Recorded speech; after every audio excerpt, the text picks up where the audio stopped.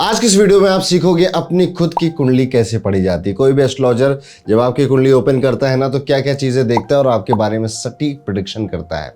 बड़ी अच्छी कहावत है जेपी मॉर्गन की कि millionaires don't believe in astrology but billionaires do. इस जीवन में कोई भी बहुत बड़ा कुछ करता है तो कहीं ना कहीं ज्योतिष का सहारा लेकर ही वो कामयाबी की सीढ़ियाँ चढ़ा हुआ होता है। ज्योतिष एक ऐसा साइंस है, ऐसा विज्ञान है जिसका फ़ायदा हर कोई उठा सकता है। करता क्या है ज्योतिष? ज्योतिष आपको रातों रात अमीर नहीं बनाता, सही समय पे सही फैसला लेने में आपकी हेल्प करता है और ये अपने आप में है ना बहुत बड़ी पावर है। और इसी मोटिव के साथ आज मैं ये पहला चैप्टर लेकर आया हूँ जिसमें मैं बहुत कुछ बताने वाला हूँ इस लंबे से वीडियो में कि आपकी कुंडली आपके लिए क्या कहती है। वो बारीकियाँ जो बाकी अभी तक बता रहे थे वो आप खुद जान सकते हो, अपने लिए भी, फैमिली वालों के लिए भी और अपने फ्रेंड्स के लिए भी। अभी तक मैंने आपको पामिस्ट्री का बातें बताई, पार्ट 2 भी बनाया, उसका पार्ट 3 आने वाला है। मैंने न्यूमरोलॉजी के 2 पार्ट बनाए आपको, आप लोगों ने उस वीडियोस को बहुत पसंद किया। आप न्यूमरोलॉजी और पामिस्ट्री भी सीखना चाहते हैं तो यूट्यूब पे वीडियो पड़े हैं, आई बटन में डिस्क्रिप्शन में लिंक मिल जाएगा, वो जाके चेकआउट कर लीजिएगा। देखिए, पामिस्ट्री सीखना आसान था क्योंकि आपके हाथ आपके पास है तो आपने तुरंत हाथ देख लिए। न्यूमरोलॉजी सीखना भी आसान था, आपको अपनी डेट ऑफ बर्थ के नंबर्स पता है, तुरंत आपने नंबर्स चेक कर लिए। ज्योतिष में जब बात आती है सीखने की तो इसके लिए एक हथियार आपको चाहिए और वो हथियार है आपका जन्म कुंडली। जी हाँ, जिसको कई लोग पत्रिका बोलते हैं, कई लोग बर्थ चार्ट बोलते हैं, सिंपल हम उसे आज कुंडली बोलेंगे। अब ये कहाँ से मिलेगी? कईयों के पास तो ऑलरेडी होगी तो आप अपने बैग से निकाल लीजिएगा या अपने मोबाइल में ओपन कर लीजिएगा। जिनके पास नहीं है उनकी कुंडली, ऑनलाइन जाइए, गूगल पे टाइप करिए फ्री कुंडली सॉफ्टवेयर, कई सारे सॉफ्टवेयर अवेलेबल हैं, जाके आप वहाँ से कुंडली चार्ट ले आइए। बस बाकी सारी जिम्मेदारी मेरे ऊपर छोड़ दीजिए, बस जाके अपनी लगन कुंडली का चार्ट ले आओ। बाकी सब मैं आज आपको इस वीडियो में समझाने वाला हूँ। और ज़्यादा दिक्कत हो रही हो तो astroarunpandit.org पे जाकर भी आप अपनी कुंडली निकाल सकते हो। बस कुंडली का वो चार्ट चाहिए और फिर उसके बाद ये पूरा वीडियो और आने वाले इसके बाकी के पार्ट्स भी आपको समझ में आने लगेंगे। वीडियो पूरा एंड तक देखिएगा। ज्योतिष में ना बहुत बारीकियां होती हैं जो कि आपको समझनी पड़ेगी और आज वही सारी बारीकियां आज समझोगी। ज़्यादा टाइम आपका ना लेते हुए शुरुआत करूँगा। आपको अपनी स्क्रीन पर दिखाई दे रहा है एक ब्लैंक चार्ट, ये होता है कुंडली चार्ट। अभी तो ये खाली है, धीरे धीरे इसको भरेंगे, लेकिन उससे पहले इसके राज खोलेंगे कि वो छुपी बातें क्या है जिसको देखकर कोई भी एस्ट्रोलॉजर आपके बारे में बताता है और सटीक भविष्यवाणियां करता है। तो अब मैं आशा करता हूं कि अगर आप ये वीडियो देख रहे हैं तो आपके पास आपका लग्न कुंडली का चार्ट मौजूद है। अब आगे बढ़ते हैं। आप अपनी स्क्रीन पे देखिए व्हाट इज लग्ना। ठीक है, लग्न से भी पहले आपको यहाँ पर एक ब्लैंक सी चीज़ दिखाई दे रही है जिसको आप बोलोगे कुंडली। जी हाँ, ये जो ब्लैंक सी चीज़ है यही आपकी कुंडली होती है। अभी तो ये खाली है, धीरे धीरे इसको भरेंगे, इंतज़ार करिए। 12 9 12 याद रखिए, 12 कुंडली के हाउस, 9 आपके ग्रह प्लैनेट्स और फिर 12 आपके राशियाँ। जी हाँ, कुंडली के भाव 12, 9 ग्रह और 12 फिर आपकी राशियां। बस ये 12 9 12 में ही पूरा खेल है ज्योतिष का। कैसे? देखिए, आपको जो अपनी स्क्रीन पे 12 खाने दिख रहे हैं, इसको खाना बोलिए, हाउस बोलिए, घर बोलिए, कुछ भी बोलिए, ये 12 के 12 रहते हैं।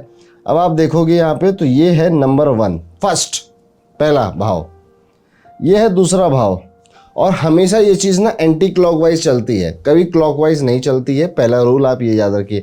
मैं तो कह रहा हूँ ना, आप एक कॉपी पेन ले लो इसी चीज़ के लिए, क्योंकि बार बार जब मैं नए डालूंगा कुंडली कैसे सीखे ना, तो आपके पूरे नोट्स भी रेडी हो जाएंगे। नंबर 3 ये हो गया 4, इसी तरह से ये 5 है, ये 6 रहेगा, ये 7, ये 8 हो जाएगा आपका, ये 9, ये 10, बस ये हो गया 11 और ये हो गया 12। ठीक है, तो 12 भाव तो ये हो गया, आपको पहली चीज तो पता चल गई।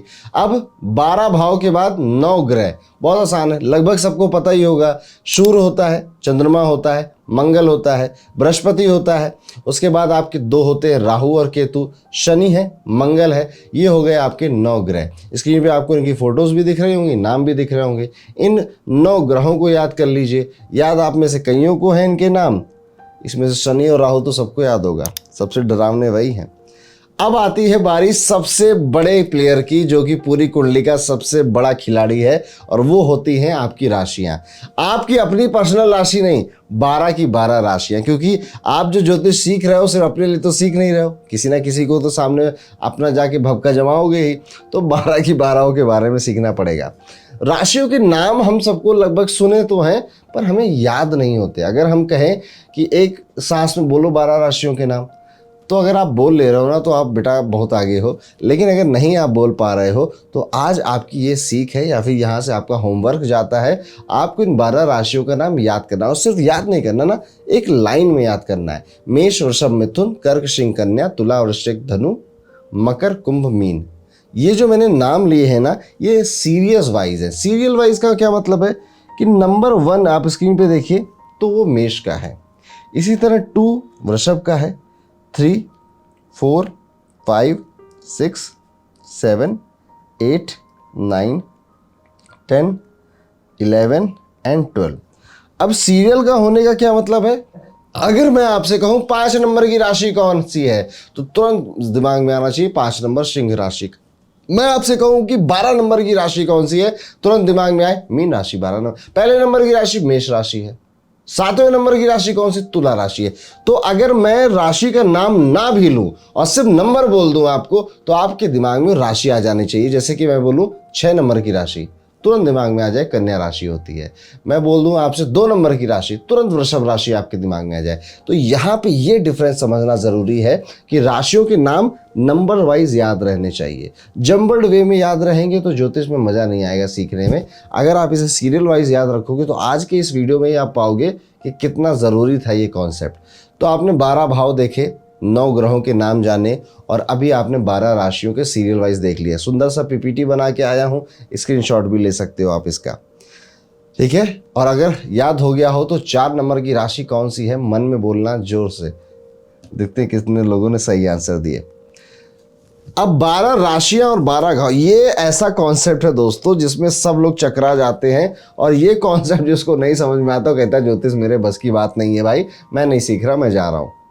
यहाँ पे सबसे ज़्यादा गलतियाँ होती हैं, और ये गलती अब आप नहीं करोगे। लोग कंफ्यूज हो जाते हैं कि उनकी कुंडली में राशि कहाँ दिखाई जा रही है और भाव कहाँ, यानी कि हाउस कहाँ दिखाए जा रहे हैं। क्योंकि आपकी जितनी भी कुंडली आप लोगों के हाथ में है ना, भाव का नंबर, हाउस का नंबर किसी कुंडली में नहीं लिखा रहता है।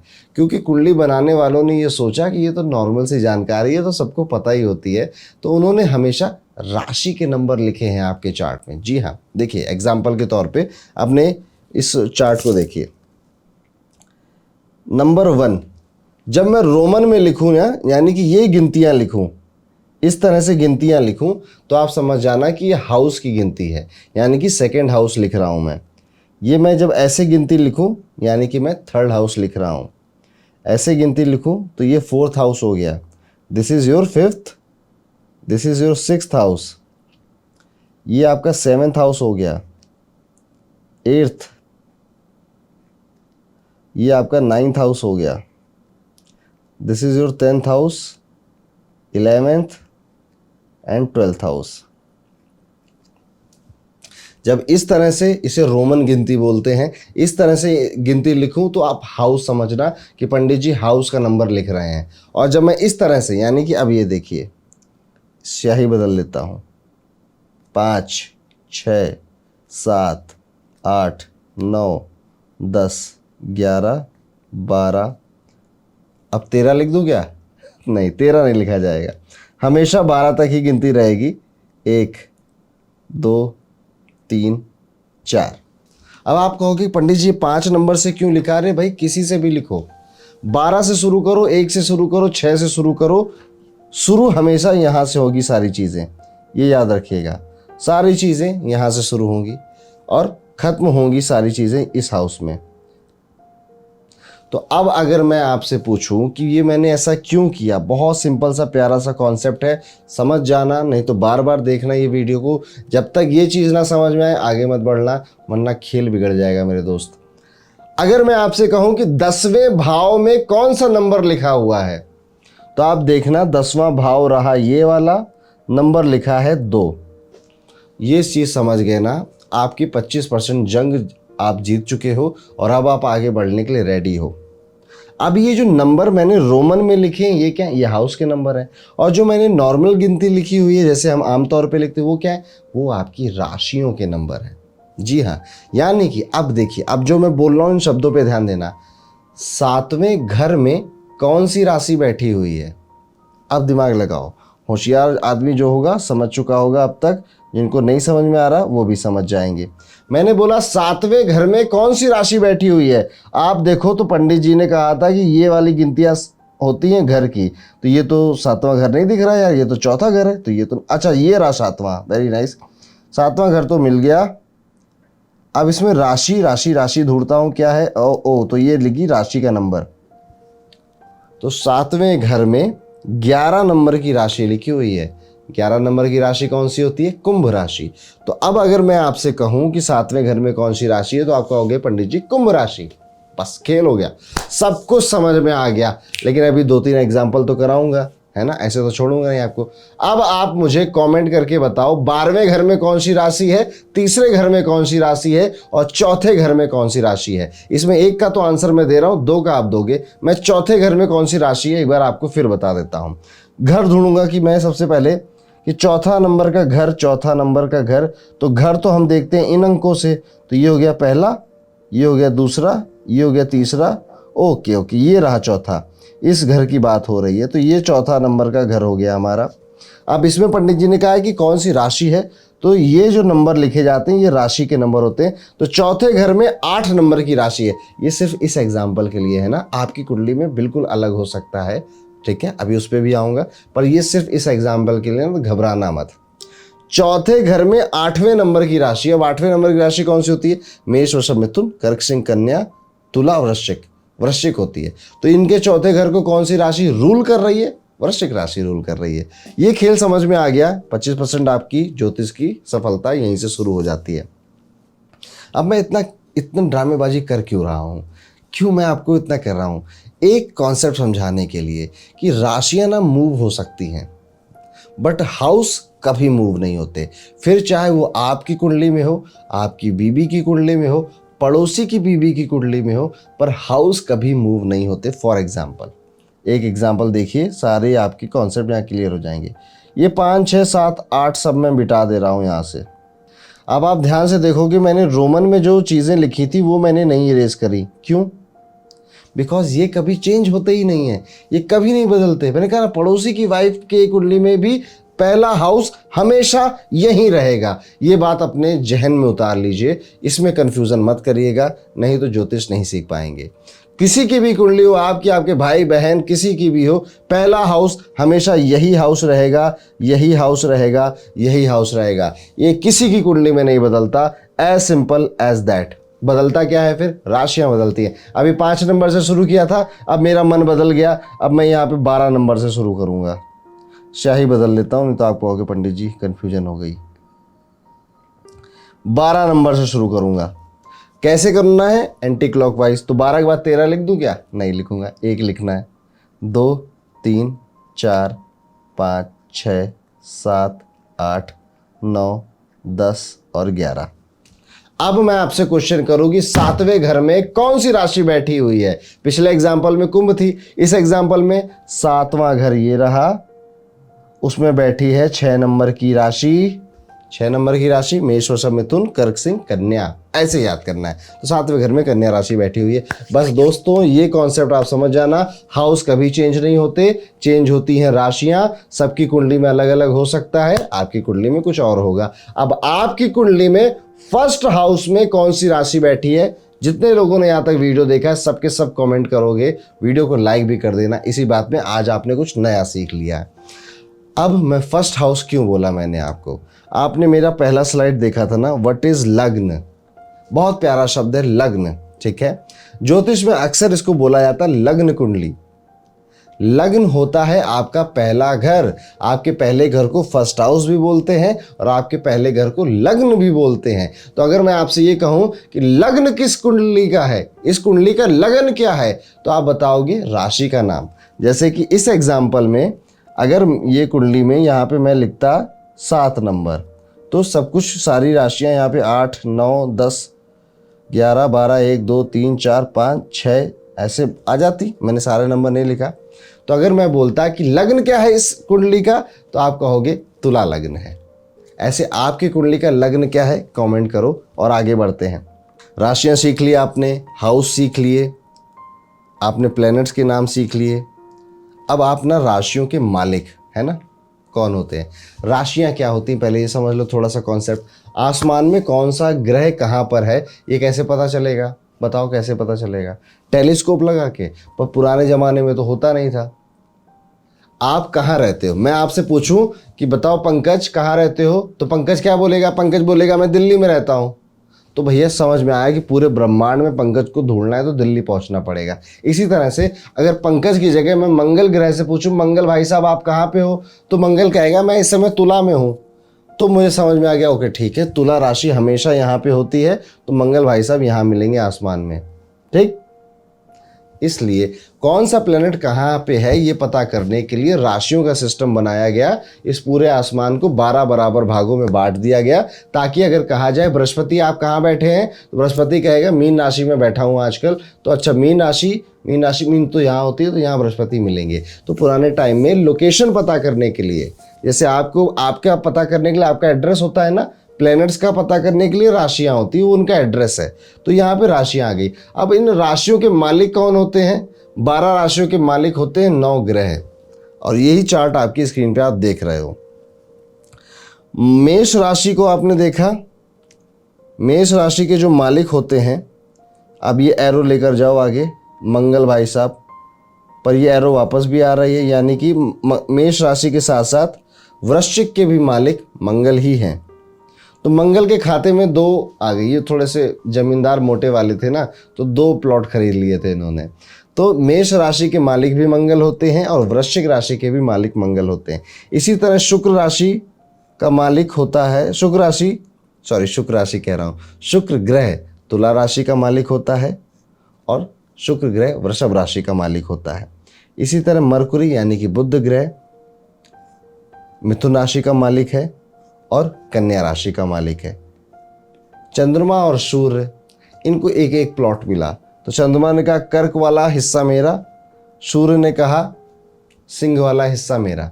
तो इन राशियों के ये मालिक हो गए हैं। और भी राशियां हैं, तो धनु राशि का जुपिटर मालिक है और इसी तरह मीन का भी मालिक जुपिटर है। मकर का और कुंभ राशि के मालिक साक्षात शनिदेव हैं। तो आप ये भी जो चीज़ है ना, ये भी आपको याद करनी पड़ेगी, बस इससे ज़्यादा नहीं याद करना पड़ता है ज्योतिष में। ये मेजर कॉन्सेप्ट हैं जो कि आपको याद करने पड़ेंगे। 12 राशियों के नाम, उन राशियों के मालिक कौन से हैं, और हाउस फिक्स रहता है, राशियाँ चेंज होती रहती हैं। तो 3-4 चीज़ें आज आप इस वीडियो में सीख चुके हो। आप ना अपनी कुंडली देख रहे हो, मैंने भी एक किसी भाई साहब की कुंडली कहीं से उधार मांगी है। आपकी कुंडली बिल्कुल ऑब्वियस सी बात है, आपकी कुंडली अलग होगी। इसमें देखना, मैंने आपसे क्या बोला था, कभी भी हाउस के नंबर नहीं लिखे होते, हमेशा नंबर कुंडली में किस चीज़ के होते हैं, राशि के नंबर। यानी कि अगर मैं कहूँ इस पर्टिकुलर कुंडली में पहले हाउस में कौन सी राशि है, तो ये देखिए पहले हाउस में 3 नंबर की राशि है, यानी कि मिथुन राशि की ये कुंडली है, यानी कि मिथुन लग्न की ये कुंडली है। और मिथुन राशि के मालिक कौन होते हैं, अभी जस्ट आपने सीखा, जी हाँ, बुध ग्रह मालिक होता है मिथुन राशि का। तो अगर मैं ये भी कहूं कि बुध ग्रह इस कुंडली के मालिक हैं, लग्नाधिपति हैं, लग्न के अधिपति हैं, तो गलत कहूंगा क्या? नहीं। अब आपने सीखा था, आपने कमेंट किया ना कि आप कौन से लग्न के हैं, अब आप कमेंट करो आपके लग्न का स्वामी या आपके लग्न का मालिक कौन है, ये भी आप कमेंट करो, कर देना। इसमें आलस मत करना, कुछ सीख रहे हो ना, इसलिए जब लिखता है ना तो हमारे 5 सेंस काम करते हैं। तो आपकी लग्न कौन सी और लग्न का मालिक कौन है, ये भी आप कमेंट करोगे अभी। तो 3 नंबर की राशि है मिथुन, 4 नंबर की राशि कर्क, इसी तरह से 11 नंबर यहां लिखा है, यानी कि कुंभ राशि यहां पर है और वृषभ राशि यहां पर है। देखो कैसे आप कुंडली को समझ, अभी तक जिस चार्ट से आप डर रहे थे ना कि यार क्या क्या मतलब होता है इसका, आज वही आपको बहुत इजी लग रहा होगा। अब है तो 12 खाने, पर ग्रह तो हमारे पास 9 हैं, तो कहीं ना कहीं अपनी पोजीशन बना के बैठ गए। ये कुंडली का मतलब क्या है कि जब इस व्यक्ति का जन्म हुआ था उस वक्त मिथुन राशि में राहु था। जब इस व्यक्ति का जन्म हुआ था तो ये स्क्रीन पे देखिए अपने, तुला राशि में शनि जी बैठे हुए थे, कुंभ राशि में बुध बैठा हुआ था,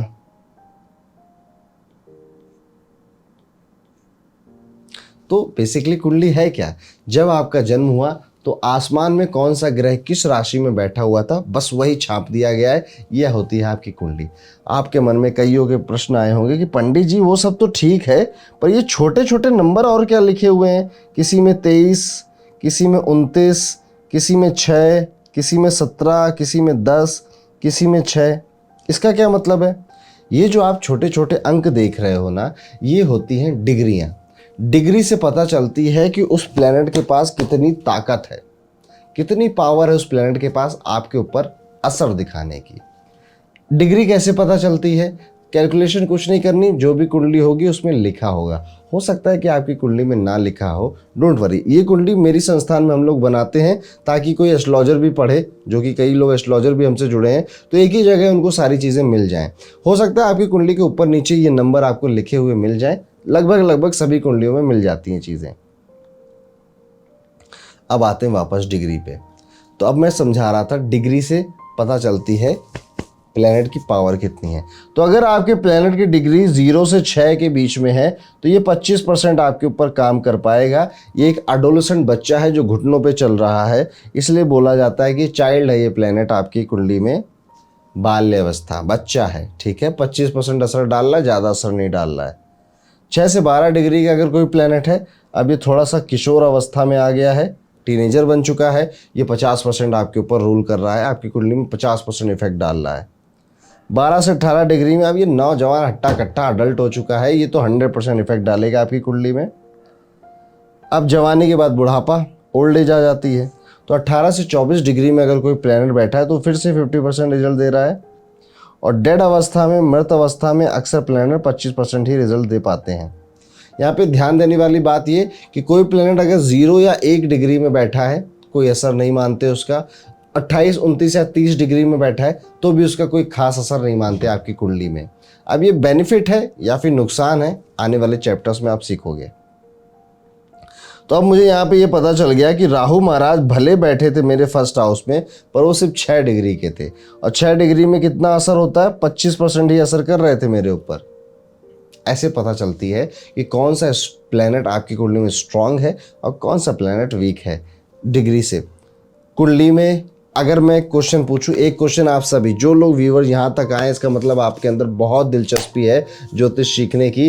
बट इस एक क्वेश्चन का आंसर आप करोगे, आपको बताना है कि इस पर्टिकुलर कुंडली में जो आप अपनी स्क्रीन पे देख रहे हो, मेष राशि में कितने ग्रह बैठे हैं और कितनी डिग्री पे बैठे हैं, और मेष राशि किस भाव में है।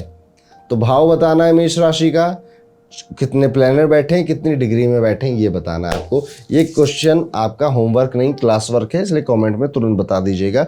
सो ये थी ओवरऑल आप अपनी कुंडली कैसे देखते हैं। अभी और 2-4 चीज़ें बता देता हूँ। हाउस तो मैंने आपको बताया कि 12 होते हैं, पर ये 12 हाउस करते क्या हैं? 12 हाउस आपके जीवन की जो अलग अलग आयाम हैं, जैसे कि कुंडली का जो पहला हाउस होता है ना, ये वाला, ये आपकी पर्सनालिटी को बताता है। आप कैसा सोचते हैं, कैसा दिखते हैं, खुद को भी और दूसरों को। ये फर्स्ट हाउस बताता है, आपके थॉट प्रोसेस को बताता है। अब कोई राहु उसको चेंज करता है, जब रूल करता है ना, तो राहु क्या करता है? राहु कहता है मैं, सिर्फ मैं, मी, आई लव माई सेल्फ। तो अगर फर्स्ट हाउस में राहु बैठा है तो इस व्यक्ति का थॉट प्रोसेस कहीं ना कहीं खुद को लेके ज़्यादा होता है, अपने आप को ज़्यादा पसंद करता है, अपने फ़ायदे के बारे में ज़्यादा सोचता है। नथिंग रॉन्ग, सोचना चाहिए हर व्यक्ति को। तो राहु इसको ना, क्योंकि राहु एक विचारशील ग्रह है, हमेशा इसको दुनिया भी जब देखेगी ना तो दुनिया भी समझेगी कि भाई तुम अपना फ़ायदा देखते हो या हर चीज़ में अपना ही फ़ायदा देखते हो। इसको लगेगा नहीं यार ऐसा नहीं है, ये कह सकता है कि नहीं यार मैं मतलब भी सेल्फिश नहीं हूँ, पर दुनिया इसको कहेगी कि नहीं भाई तुम हो, क्योंकि ये जाने अनजाने में राहु को रिफ्लेक्ट कर रहा है दुनिया के सामने। क्योंकि फर्स्ट हाउस किसका होता है? विचार का, पर्सनालिटी का, थॉट प्रोसेस का। ऐसे पढ़ी जाती है आपकी कुंडली। अभी और देखो, मज़ा देखो, ये आपका सेकेंड हाउस है। अच्छा, सेकेंड ऐसे नहीं लिखना है, गलती हो गई। ये आपका सेकेंड हाउस है। कौन सी राशि है? कर्क राशि है। कर्क राशि का मालिक कौन? चंद्रमा। अब आप चंद्रमा ढूंढो, कहाँ गए चंद्रमा मामा? तो आप पाओगे चंद्रमा मामा बैठे हैं यहाँ पे, 29 डिग्री पे बैठा है चंद्रमा। अब चंद्रमा 29 डिग्री में डेड अवस्था में आ गया, नॉट सो पावरफुल। अब सेकेंड हाउस होता है आपके मनी का, आपकी वाणी का, आपके फैमिली इन्वायरमेंट का, संस्कार का घर। अब संस्कार के घर का जो मालिक है वो बैठा है 11th हाउस में। ऐसे नहीं लिखती 11th लिखते हैं ऐसे। मनी हाउस का जो मालिक है वो बैठा है लाभ के घर में। 11th हाउस होता है अचीवमेंट का हाउस, 11th हाउस होता है सोशल गैदरिंग्स का हाउस, है ना। छोटे छोटे जो हम दोस्ती यारी पार्टियां करते हैं ना, वो भी 11th हाउस से देखी जाती है। गेन का भी होता है, अचीवमेंट गेन इन सब का हाउस 11th होता है, यानी अच्छा पावरफुल हाउस होता है 11th। तो जब धन के हाउस का मालिक बैठा चंद्रमा आपके 11th हाउस का, तो इसका क्या मतलब निकलेगा, यानी कि मनी इसको मिल सकता है चंद्रमा से रिलेटेड बिजनेस में। चंद्रमा से रिलेटेड बिजनेस क्या होते हैं, इमोशन से जुड़ा कोई भी बिजनेस हो गया जिसमें हॉस्पिटल आ गए, डॉक्टर आ गए, साइकेट्रिस्ट आ गए, नर्स आ गई, इसको प्रॉफिट होगा। लिक्विड से रिलेटेड कोई बिजनेस हो जिसमें डेयरी आ गया, पेंट आ गया, अल्कोहल आ गया, नेल पॉलिश आ गई, उससे इसको प्रॉफिट हो सकता है, उससे ये कमा सकता है। और बैठा है अच्छे घर में बैठा है चंद्रमा, बस उसकी डिग्री कमज़ोर है। और चंद्रमा का नेचर क्या होता है, 15 दिन घटता है, 15 दिन बढ़ता है, स्टेबल नहीं है। यानी कि इस व्यक्ति के पास पैसा कैसा रहेगा, स्टेबल नहीं रहेगा, कभी ज़्यादा कभी कम, कभी ज़्यादा कभी कम, ऐसे पढ़ी जाती है आपकी कुंडली। बहुत छोटा सा एग्जांपल दे रहा हूँ, अभी मैंने 29 डिग्री को इतना कंसीडर किया नहीं है। इस व्यक्ति को अगर चाहिए कि ये बहुत प्रॉफिट कमाए, सबसे पहला चंद्रमा से रिलेटेड बिजनेस करे, दूसरा पैसे अपने पास ना रखे, किसी और को सेव करने के लिए दे दे, अदरवाइज इसके हाथ से पैसा फिसल जाएगा। दूसरी चीज़ है, ऐसे व्यक्ति जब धन की बात आएगी ना तो बड़े इमोशनल हो जाएंगे, उधारी दे देंगे। चंद्रमा इमोशन का प्लैनेट है क्योंकि।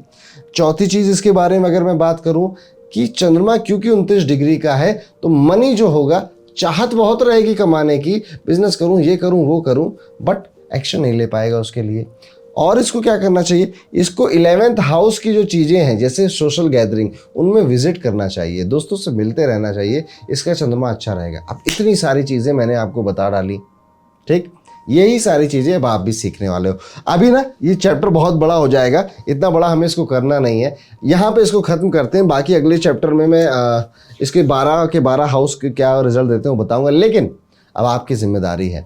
मैंने बड़े दिल से ये चैप्टर बनाया है, लाइक करो ज़रूर आप इसे, कमेंट में बताओ क्या कुछ सीखा। मेरे पढ़ाने के तरीके में सच में कुछ इजी लगा आपको कि यार हम भी सीख सकते हैं, ये इतनी कठिन चीज़ भी नहीं है। क्या आप चाहते हो कि मैं नेक्स्ट जो वीडियो बनाऊं उसमें मनी हाउस के बारे में और डिटेल में बात करूं, ताकि आप सब लोग अपने मनी हाउस, क्योंकि मनी है तो हनी है, आप सब जानते हो, डिटेल में पढ़ सको। या फिर आप चाहते हो कि मैं फॉरेन वाले हाउस को या फिर कर्ज के बारे में अगले में बात करूं, किस चीज़ के बारे में बात करूं, वो भी कमेंट में बताओ। And how was your experience, ये लर्निंग कैसे लगी आपको, कमेंट करके ज़रूर बताइएगा। और मैं हर कमेंट पढ़ूंगा। कोई प्रश्न है इस पूरे चैप्टर से रिलेटेड, कुछ नहीं समझ में आया, वो भी आप पूछ लेना। ज़रूर फीडबैक दीजिएगा, फीडबैक से पता चलता है कि आगे वीडियो में क्या सुधार करना है, ठीक है। इसमें कोई कंजूसी नहीं। मिलूंगा आपसे अगले वीडियो में, ज़रूर मिलूंगा। लाइक का टारगेट रखते हैं 8800 लाइक का, जिस दिन वो पूरा होगा कैसे देखें अपनी कुंडली का पार्ट 2 आपके सामने मैं लेकर आ जाऊंगा। मिलूंगा नेक्स्ट वीडियो में, तब तक के लिए राधे राधे।